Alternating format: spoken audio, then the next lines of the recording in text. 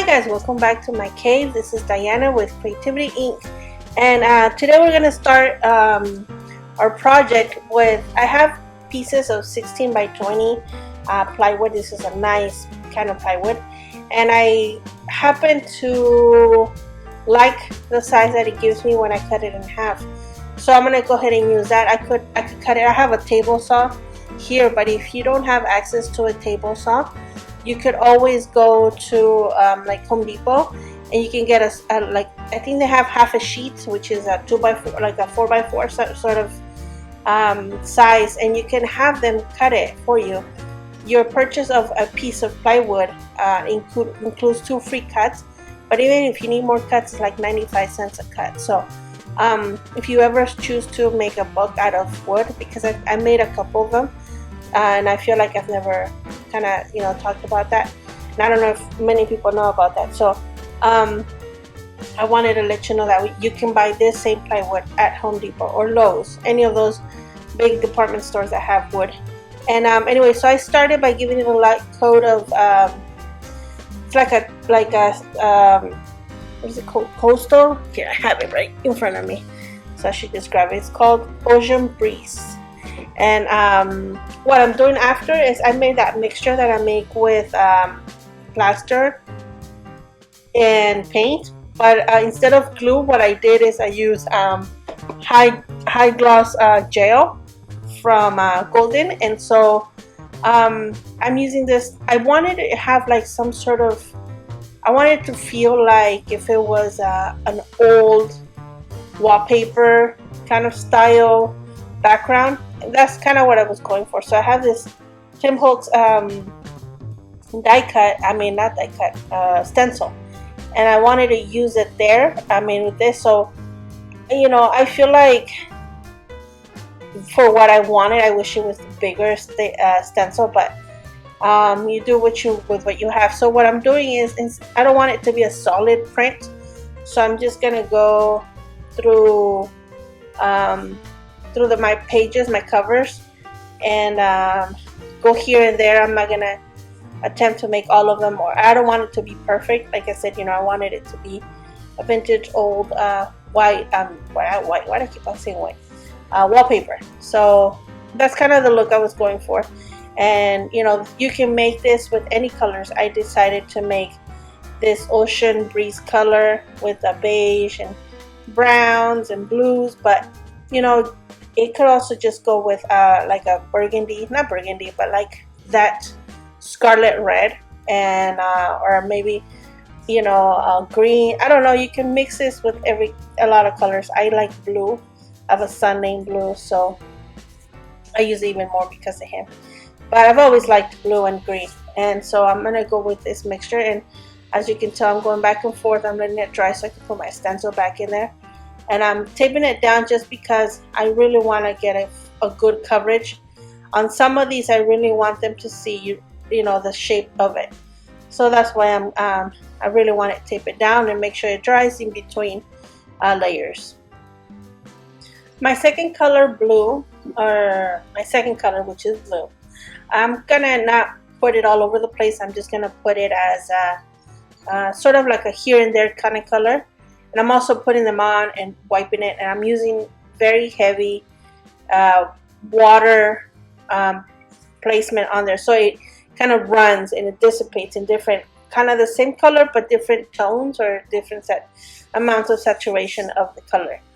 So I'm using a lot of white. I am trying to be careful because I don't want my wood to warp, so I use a lot of water, but then in between here and there, I kind of keep on drying it so that it doesn't saturate a big heavy weight. So you see how, like, from when I went from one color to another, I let it dry.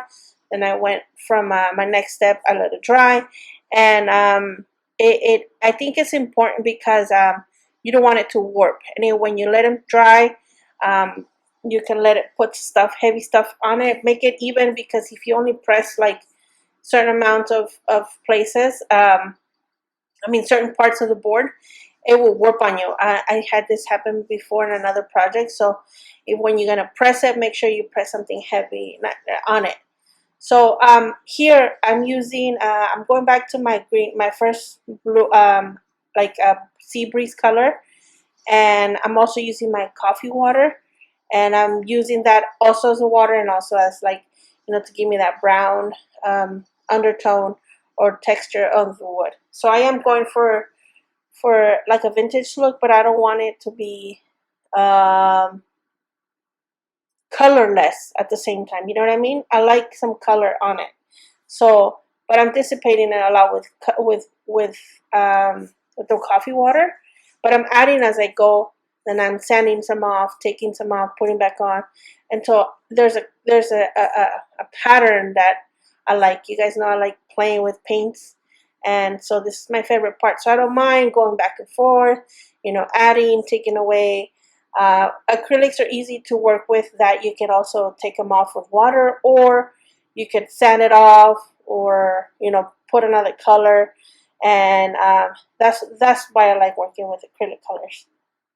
Anyways, I'm going back with this brown wax color. I like this color because it it it doesn't blend the color, but it doesn't cover the color.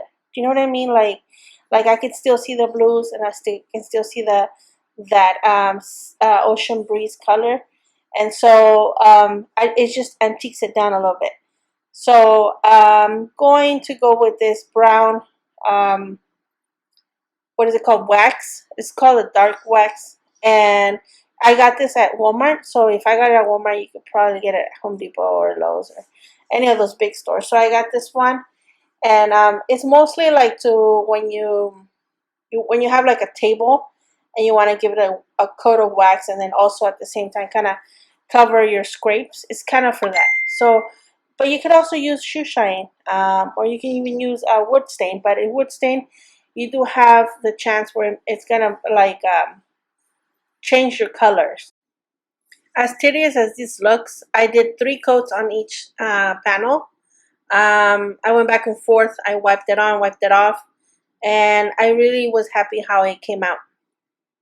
Anyway, so my next step is to make my corners. You guys know I like making corners for my junk journals, and this book is going to be very special to me. So I wanted to do that. I wanted to bring back, some of my beginning videos on these corners. I really liked how they came out. I'm really pleased how you guys liked them. I know you guys, a lot of you guys liked how I did the corners, and so this video will show a little bit how I do them. I make my little template. Last time I put up my template on my Facebook page, but I don't know what kept on happening that it wouldn't stay there. But pretty much all I'm doing is like I'm like kind of freehanding the whole thing. And so I made my template, but the pieces of cans that I had were not big enough. So I am gonna bring down the size of my corner, and I'm gonna base it on the size that I have of this can, because I didn't feel like waiting for me to drink more soda. So what I'm gonna do is I'm just gonna freehand a size that's kind of like that would fit in this piece of can. So what I'm doing is pretty much like an M, like mountains. So I make 2 mountains, and in the middle I meet them with a little V. So you guys can see here how I'm freestyling it. I feel like the shape doesn't really matter as much as you think. I feel like we focus a lot on like perfection, and at the end of the day is how the sum of all your creation looks like, right? So I don't like the things that I use for my vintage journals to be perfect, but I know a lot of you guys like this. So I have been sourcing some thinlits dies for these corners that I've made out of aluminum, because you can make a thin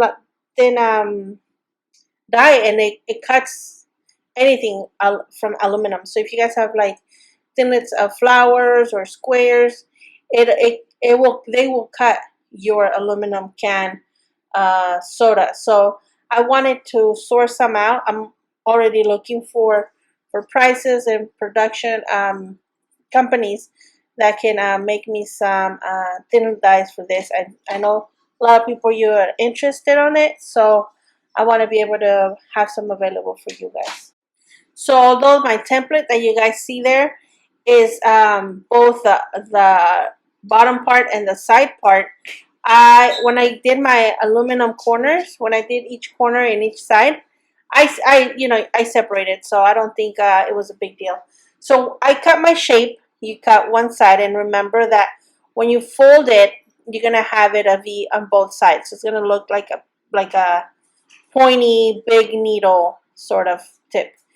So for me to lift the edges of the aluminum want to kind of curl out all the time, and the way I found out that you give strength to the aluminum piece, plus you give it a nice design, plus you stop the edges from curling up. I make a little like indentation. Is that what you would be called? I don't know.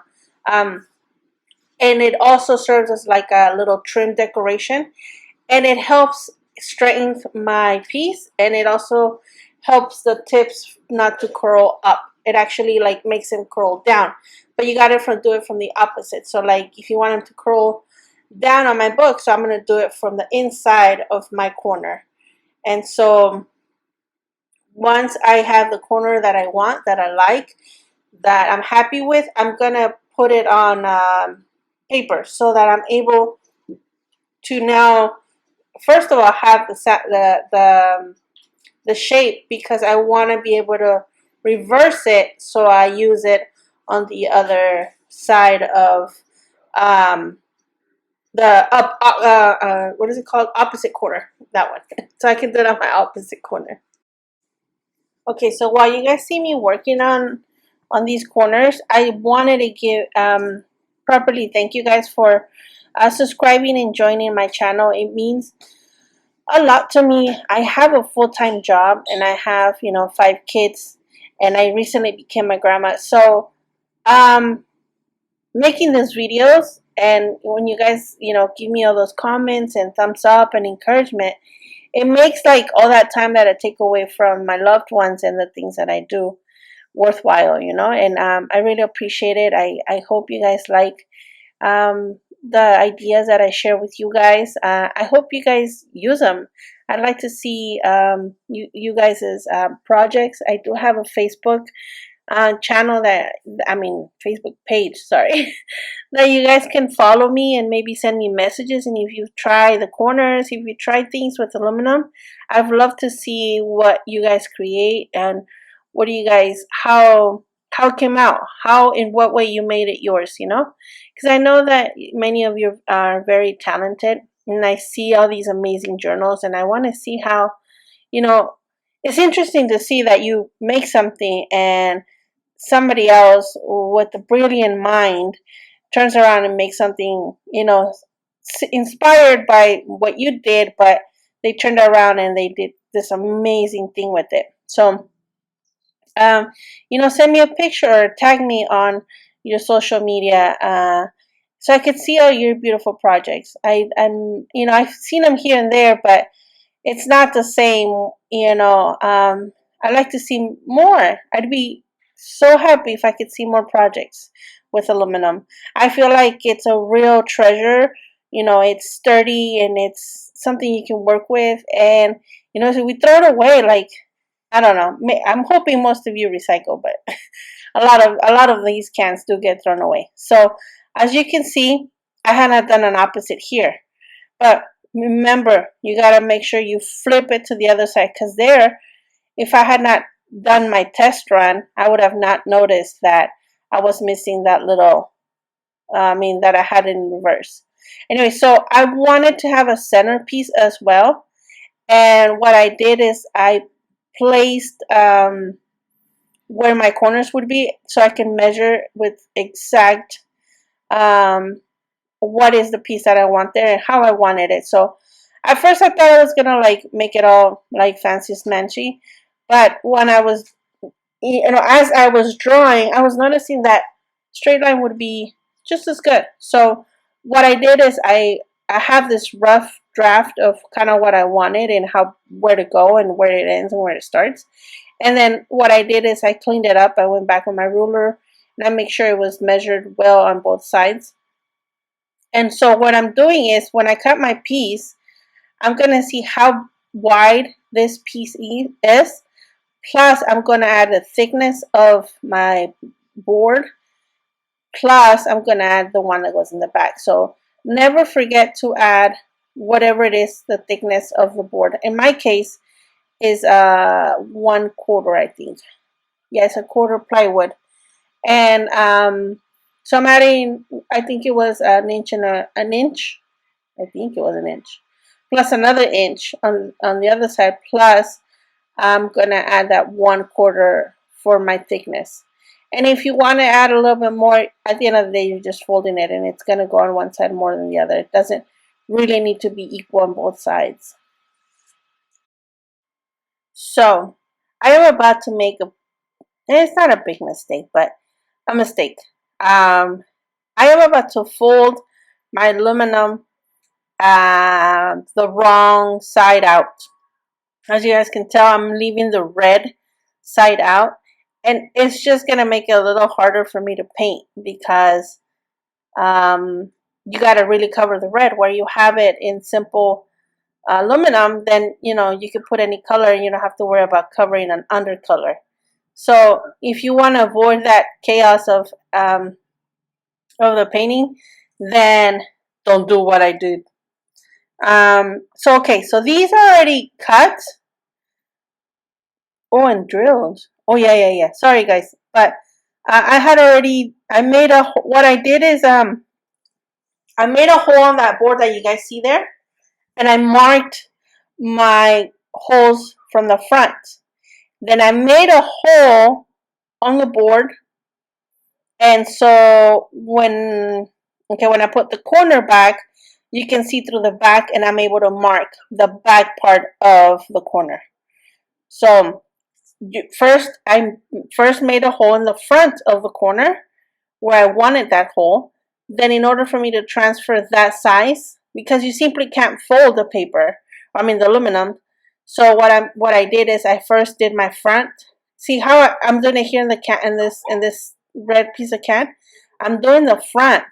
And to transfer that hole and where it would fit according to my other side, since it doesn't fit on this hole, I'm just using the edges of that piece of thickness. So now I'm able to go back with my hole puncher and punch out that hole that is now transferred exactly onto the other half. And once I'm done with painting and doing all that mumbo jumbo, it will be easier to install. So I don't know if you guys could tell, but I sanded a little bit of that shiny protector that they put on the aluminum, just so that the gold has something more to grab on. This paint is I think it's oil based, but it doesn't come off. So I really love this paint.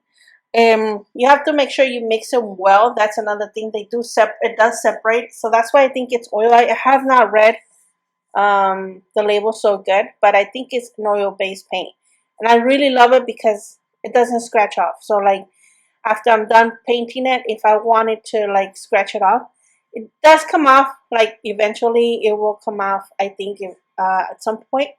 But like if I just put my nail and I scrape it, it won't do that. It won't come off.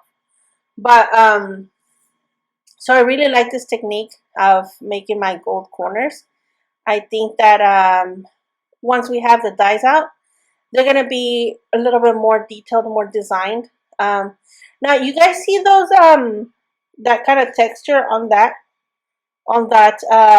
corner.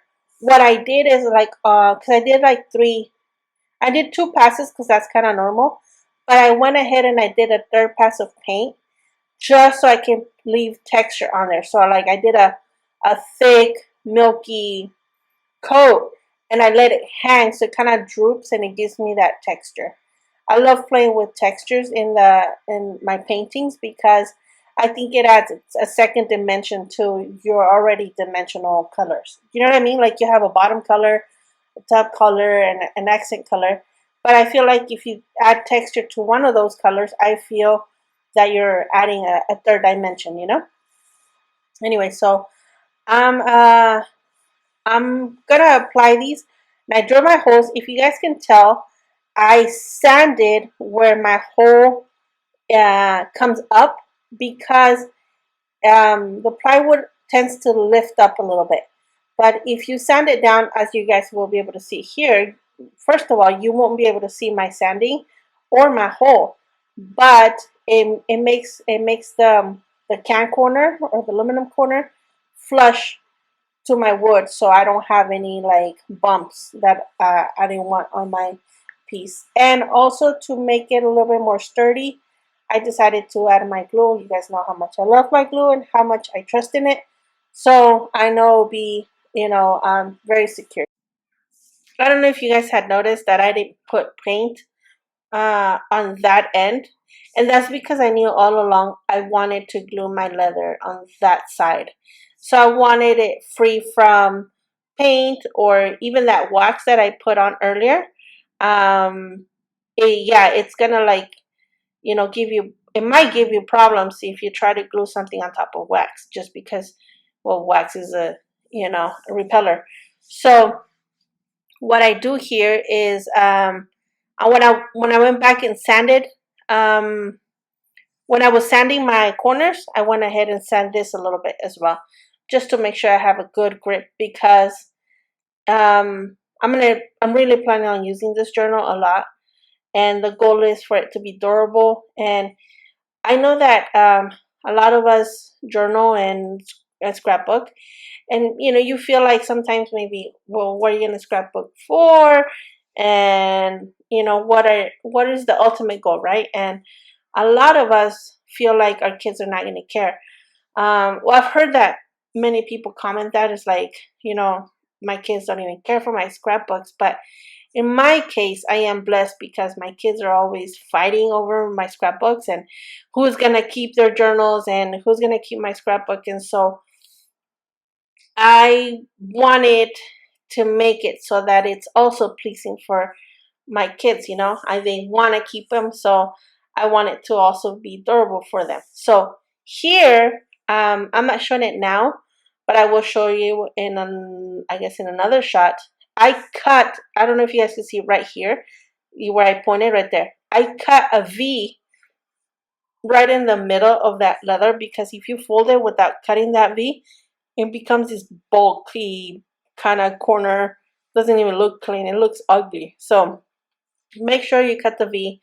I cut it before I glued everything down, so it will be clean. But if I wouldn't have cut it, I would have later noticed how messy my corners would be. So this is the inside of the cover.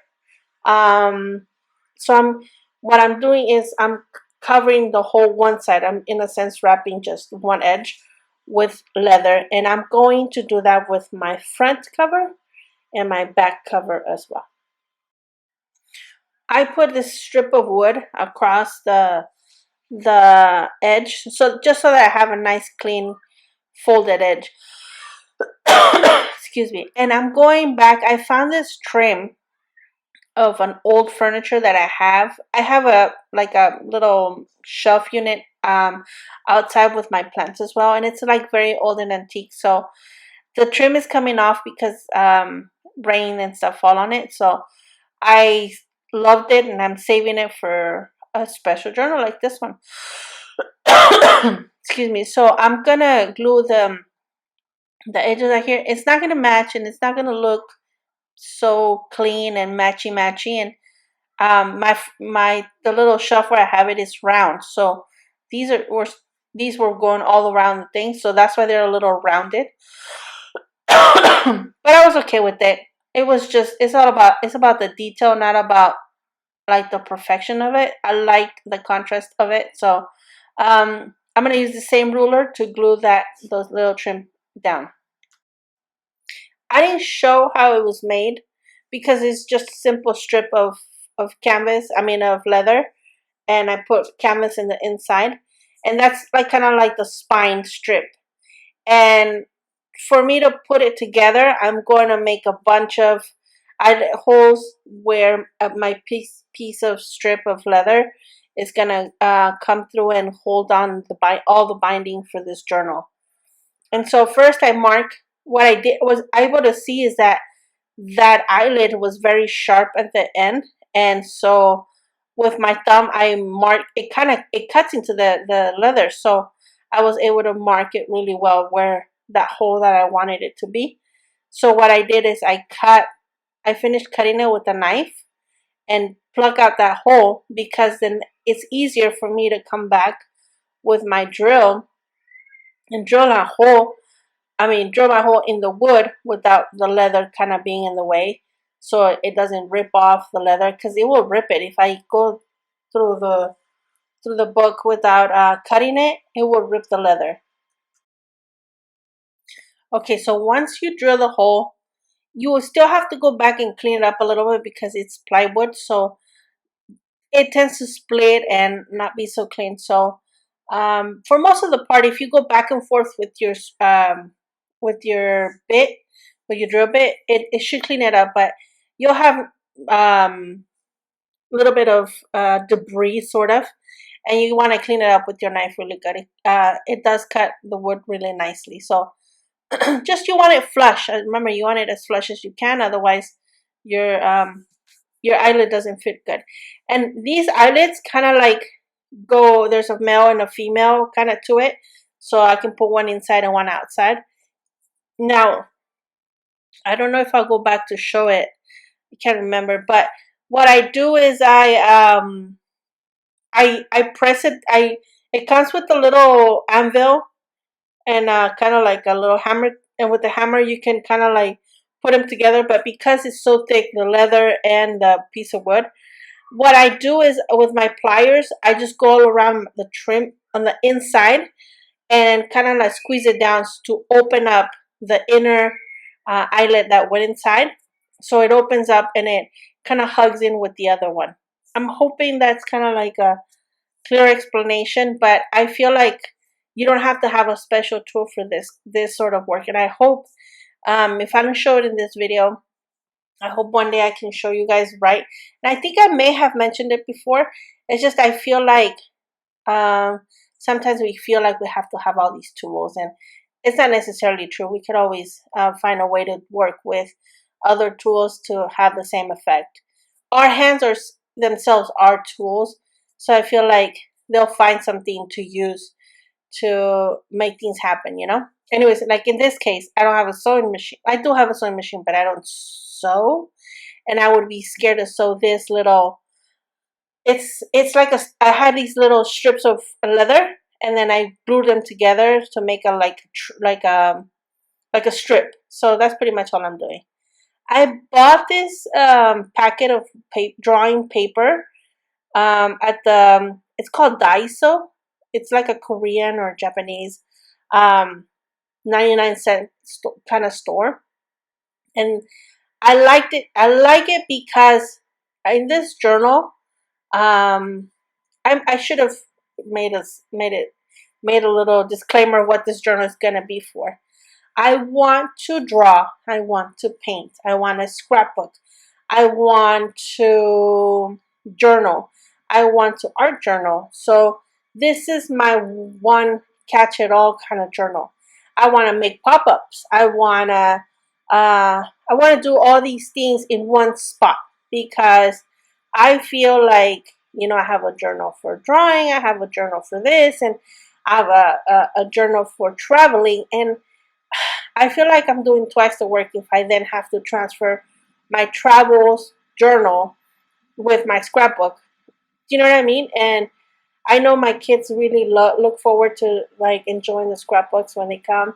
If their family come and stuff, they want to show them the pictures, or I show them the pictures. And I feel like that scrapbook is more necessary than a journal for me in my family, how our family works. So I do want to have my scrapbook. So I'd rather just do one place. So what I'm doing here is I grab those papers that I got, and I tear the ends off. Instead of cutting them, I wanted to have that texture of torn paper. And I also put some other stuff together. Now these are just to start off. They're not all going to be what I have, and I'm definitely going to have a lot. But for demonstration purposes, I'm only going to do like, I think it's like 5 signatures, right? And it's a folder. I have one of those large format folders. And I also have that paper that I showed you, it's drawing paper. And that's why I liked it, because I can use it for my junk journal, but then it's also a drawing. So I'm excited. So, because I do work with cans a lot, as you guys can imagine, I have been wondering and pondering how I'm going to use the little tabs that you open the soda can with. And you guys know how much I love binding things in different ways. For me, half of the emotion of doing a binding of a book is to look for the weird and the unknown and the different. So I prefer not binding a book in the same way twice if I can avoid it. If I can at least change a little bit, then that makes my journal even happier and I enjoy even better. And so, anyway, so what I did here is my whole packet, I transfer the measurements of my holes from my cover, I think it was my front cover. I transferred where the holes would be, because that's also where I'm going to put my soda can tabs, so that I'm able to bind these signatures onto the spine of the book. I want to show you a couple ways of how you can attach, or in my head, how you can attach these tabs onto the page. Now, remember, the tab has to be only attached to the center paper of the signature. So you can put as many papers through the outside, but this is the center paper. So you'd only have to glue it to that side. And your signature can, pretty much have from one piece of paper to many, right? Anyway, so my first way of showing you guys how to do it is I'm going to sew it. So I'm doing it very haphazardly.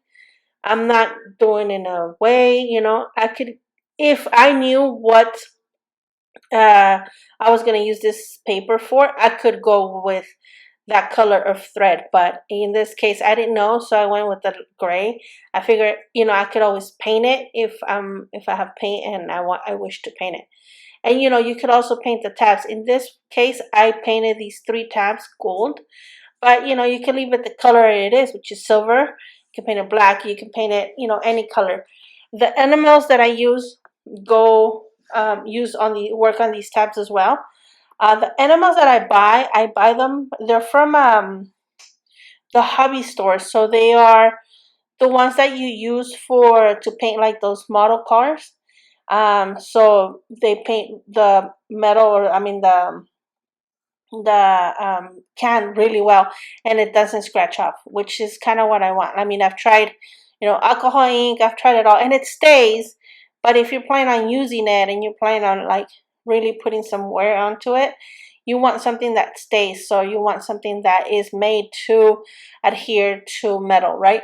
So I use these enamel paints, and they work super good. So there you go. That's one way of attaching the pull tabs onto your signature. Another way to doing it is, I don't know if you remember or saw in the video earlier when I was gluing the strips of leather to make like this little leather belts. It had this like I don't know if it's like a fabric reinforcer, I don't know. But it was this like flat, I mean, fabric. It was glued on the back of the leather. And I just took it off, but I saw it at the corner of my eye right now, and I'm using it to glue the tab. So what I'm doing is I'm making a tab for the tab that goes in the hole. Let me explain. So I grabbed a little piece of fabric and I fold it in half, and then in half again because it's thinner. And I'm passing it through how the tab has 2 holes. So I'm passing it through one of the holes and then attaching it to my paper with the eyelet. Now these eyelets are the ones that, like the regular ones that one have eyelet on one side only. So what I'm doing here is I'm attaching it, and because my this crocodile or this thing doesn't fit all the way with my straight paper, I'm always having to bend it, I mean to fold it, and just so that it's long enough.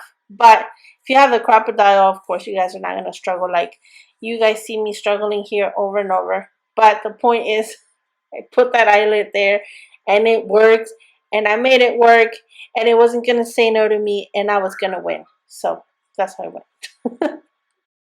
And because I wasn't planning on doing that whole shish kebab thing deal of putting my crocodile all the way up here, I'm just gonna glue the center one.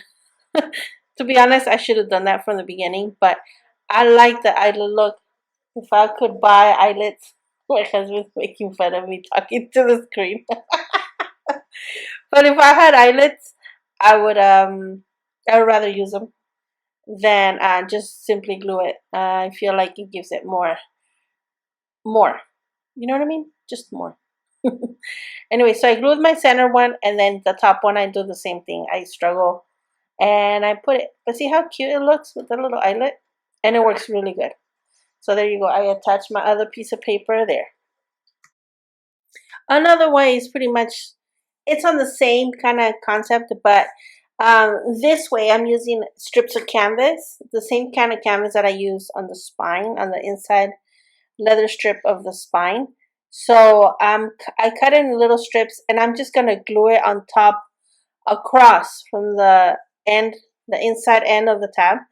Um, I was gonna leave it at that, and I feel like it could have or should have been strong enough, but I felt like it was just like okay, slapped on. I felt like there was no detail, so I went back and I used is it a rivet? Oh, what are they called? I always forget the name, and I'm really sorry because I am very, very forgetful.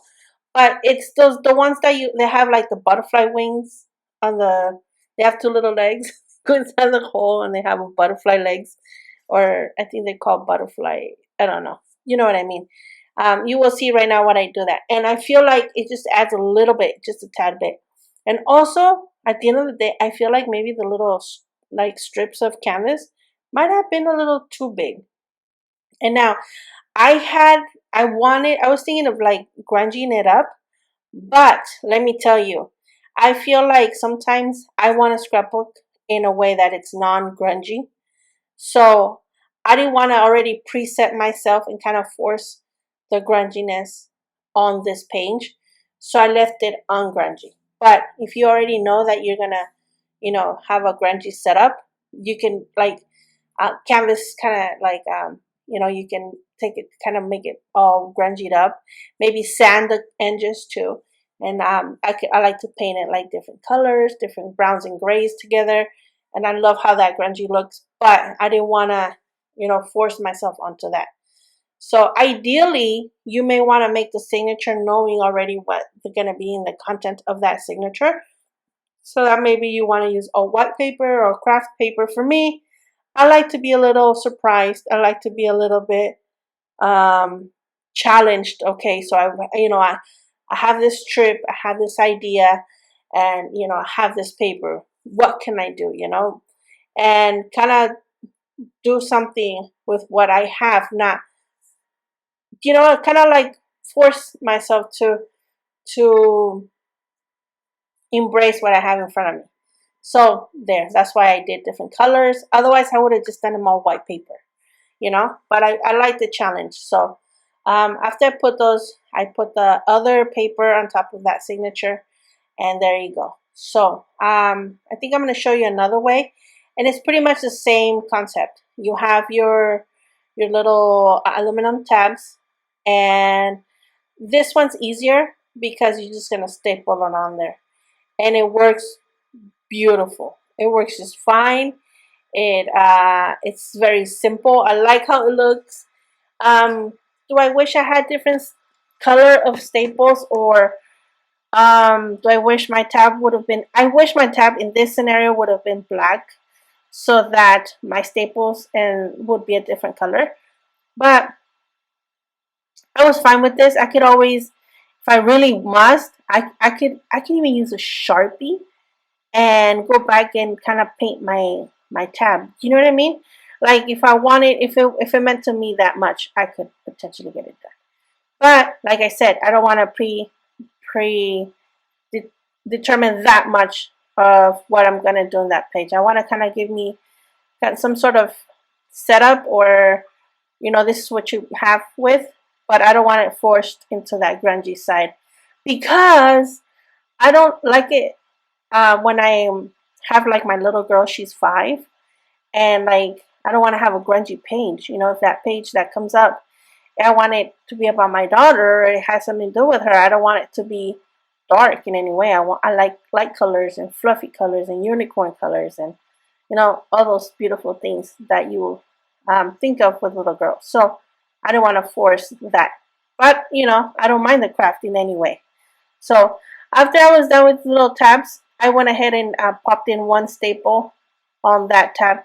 The glue would have worked just fine, but like I said, it's just that little extra detail, unnecessary, but yet that one step further that I wanted to do. So I love how these tabs look, guys, don't you? I mean, I love how it came out with the tabs. I really love the tab idea. I feel like it's a good, I've used every part of the can. I've used the bottom part, and I made a pocket watch. I've made many different things of the soda can itself, but I had not been able to find anything to do with the tab. And when I was looking to buy my all-in-one book, I was like, I need something, and it just meant to be. I'm telling you this, it's just meant to be. So as I'm assembling my book, I don't know what it's gonna be. I don't know if there's a name. Are these what would be considered the life journals? Because you're like journaling, but you're also like putting pictures. I don't know, honestly, guys. If I know that when you make your journals, I know that a lot of people put pictures on there, and to me, it makes a whole lot of sense. It makes sense that you want your personal pictures in a journal. Now, I would like to get back into painting. I'd like to get back into life sketching, like places we go, and I've always liked collecting like napkins and stuff like that from where we go. So I'd like to put all of that in one place. And because I have been journaling lately so much, I have been putting my scrapbook too much on the side. So I'm like maybe 3 years behind, maybe even more. And for me, that's a lot. I have never been that far behind on my scrapbooking. So I feel like I need it. I need a journal. So I felt like it could all be done, but the journals that sometimes we do, I feel like for me they were too small, because I have been journaling all my life. I feel like I would be missing the 12 by 12. So this journal, the pages ended up being 14 by 10. So in a sense, you kind of can still use the scrapbook paper, and I still have a lot of space to do everything that I want to do in this journal, and really enjoy it. And I hope you guys enjoyed it too. I hope you guys enjoyed the process. I hope you guys learned something from there. I hope you guys get inspired to do something different and something outrageous. And I hope my channel is here for inspiration. I hope everybody goes outside the box and thinks for themselves. And I really love how this came out. Like really, really like it. I feel like so beautiful, and it's like, oh my gosh, look at it. It's like, I'm not crying, you are crying. How cute it came out, right? But okay, so I wanted to do belts on the ends, but I like this tie-up leather strap look, right? Just tell me whether you agree, or should I put belt or Velcro or something. But I really like how the tie-ups look. And so I already have the perfect idea for what I'm going to do on my first page. And I hope you guys join me next week so you guys can see it. It's really exciting, something I've been looking forward to. And I love the size. I love the size. I know it might be a little too big for some of you, but I really love the size. I feel like there's a lot of room to play with. I like that crocodile look where, you know, you have a bunch of stuff in there and it's like so lumpy. But when it comes to pictures, I don't want them to get damaged. So I'd rather have more space to journal all my pictures, you know, with 5 kids. Believe me, I have a lot of pictures. And so, you know, I'm going to put either my last name of the family or the year that we made it. But anyways, again, thank you guys for watching so much, and I hope to see you guys here again. And please stay safe, stay creative, and give me a shout out on any of the social media platforms you prefer. Thank you so much, and have a good day.